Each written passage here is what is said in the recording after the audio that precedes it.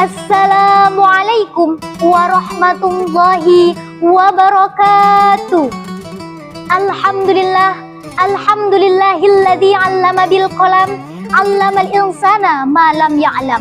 Asyhadu alla ilaha illallah wahdahu la syarikalah wa asyhadu anna sayyidana Muhammadan 'abduhu wa rasuluh. Allahumma salli wa sallim alaihi wa ala alihi wa sahbihi ajma'in. Qala ta'ala yarfa'illahil ladzina amanu minkum wal ladzina utul ilma darajat. Qala Nabi sallallahu alaihi wasallam, talabul ilmi faridatun ala kulli muslim. Yang terhormat kepada dewan juri yang insya Allah arif dan bijaksana, serta hadirin wal hadirat rahimakumullah. Segala puji bagi Allah, pemilik sejati ilmu, cahaya dan hikmah. Dialah yang mengeluarkan manusia dari kegelapan kebodohan menuju cahaya pengetahuan. Salawat dan salam semoga tercurahkan kepada baginda Nabi Agung Muhammad Sallallahu Alaihi Wasallam. Beliau guru besar umat manusia yang dengan akhlak dan ilmu membangun peradaban yang mulia. Hadirin wal hadirat rahimakumullah. Pada kesempatan kali ini kita akan membahas tema besar dalam Islam, yaitu thalabul ilmi atau menuntut ilmu sebagai ibadah yang tidak akan pernah terputus pahalanya sampai kapanpun. Thalabul ilmi faridatun ala kulli muslim. Menuntut ilmu adalah kewajiban bagi setiap muslim. Hadis riwayat Ibnu Majah. Hadis ini juga diriwayatkan oleh beberapa jalur di antaranya.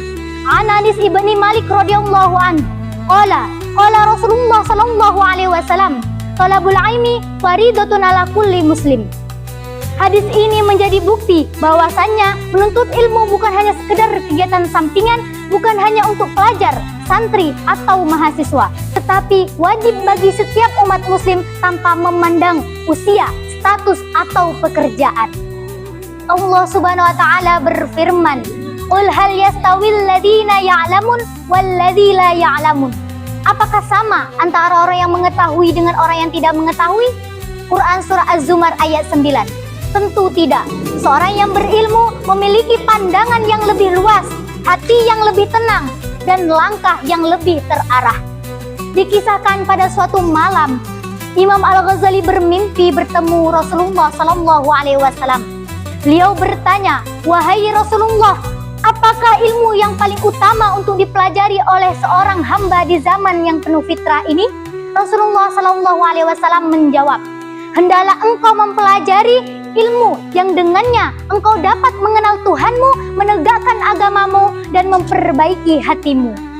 Imam Al-Ghazali bertanya kembali, "Wahai Rasulullah, apakah itu ilmu fikih atau ilmu kalam atau ilmu filsafat?" Rasulullah sallallahu alaihi wasallam menjawab, "Bukan, wahai Al-Ghazali. Ilmu yang aku maksud adalah ilmu tentang Allah. Ilmu yang dapat menumbuhkan rasa takut kepadanya, yang mendekatkanmu kepadanya, ilmu yang menjauhkanmu dari dunia yang melalaikan."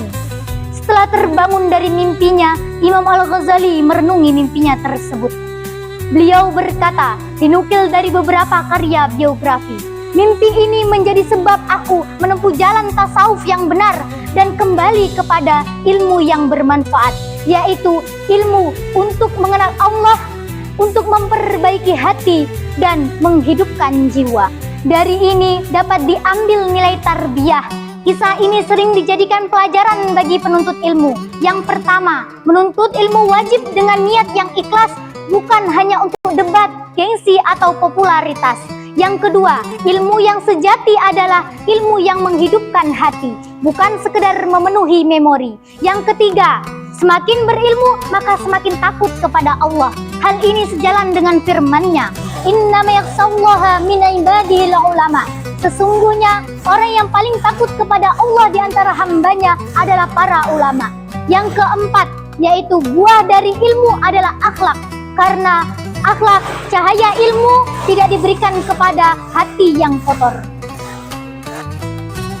Hadirin wal hadirat rahimakumullah. Dapat diambil kesimpulan dari tema thalabul ilmi ini, bahwasanya menuntut ilmu adalah kewajiban bagi setiap muslim. Sebagaimana hadis Rasulullah sallallahu alaihi wasallam, "Talabul ilmi faridatun ala kulli muslim." Islam memuliakan seorang yang berilmu dan meninggikan derajat mereka sesuai firman Allah, "Yarfa'ilahul ladzina amanu minkum wal ladzina utul ilma darajat." Quran surat Al-Mujadalah ayat 11. Ilmu yang paling utama adalah ilmu yang mendekatkan kita kepada Allah, memperbaiki akhlak dan membimbing amal. Karena ilmu bukan hanya sekedar pengetahuan, tetapi cahaya yang menghidupkan hati.